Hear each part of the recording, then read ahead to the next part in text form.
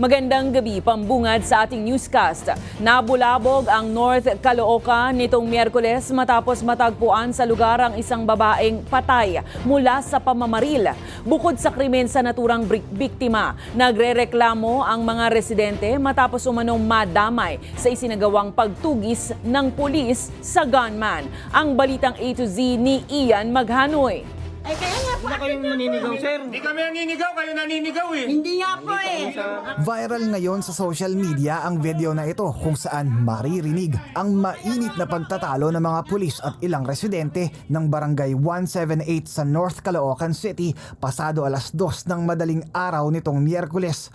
Armado na mga dekalibring baril at mga flashlight ang mga pulis habang hinahalughog ang compound. Kay sa amin, tinan nyo. Puwersahan daw pinasok ang kanilang lugar. Ang dahilan ng sagutan, ang umano'y iligal na paghahalughog ng pulisya sa compound nang walang bitbit na warrant. Pero paglilinaw ng Caloocan City Police Station, Lehitimong operasyon ito sapagkat kapangyayari lang noong krimen yung hindi na kailangan ng search warrant dyan sa mga hot pursuit operation. bago ang paghahalughog, makikita sa CCTV footage ang dalawang lalaking nauugnay sa iligal na droga at naglalakad malapit sa compound bandang alas 10 ng gabi.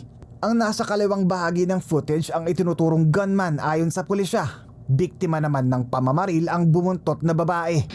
Mga ka-A to Z, nandito po tayo ngayon sa loob ng isang saradong compound dito sa Barangay 178 North Caloocan City, Avocado Street, kung saan sinasabi ng mga residente na ito yung gate na sinira ng mga pulis para sa isang hot pursuit operation para hanapin ang isang suspect umano ng pagpatay na dito raw nagtatago. At nang matsyempohan na bukas ang pinto na to, ay pinasok nila ang bahay na yan, sabay binalagbag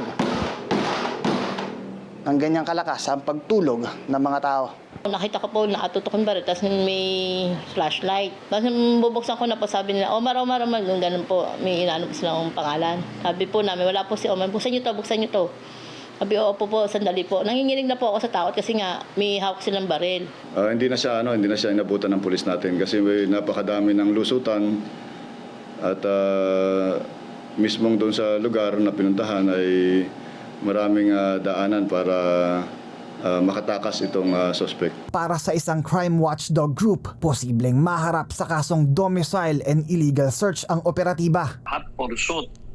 Pero it took 3 hours nagkaroon ng time-lapse. Kailangan, normally, pag ganyan, kung sa POP talaga, dapat may warrant of arrest para to legitimize. Kasi pag hindi, baka ma-dismiss lang yan sa korte. Sa ngayon, may 3 tauhan na ng National Capital Regional Police Office ang sumadya sa compound hapon ng Huwebes. Nirelieve na rin sa serbisyo ang 5 pulis na nahagip sa video habang gumugulong ang investigasyon. Para sa Balitang A to Z, Ian Maghanoy.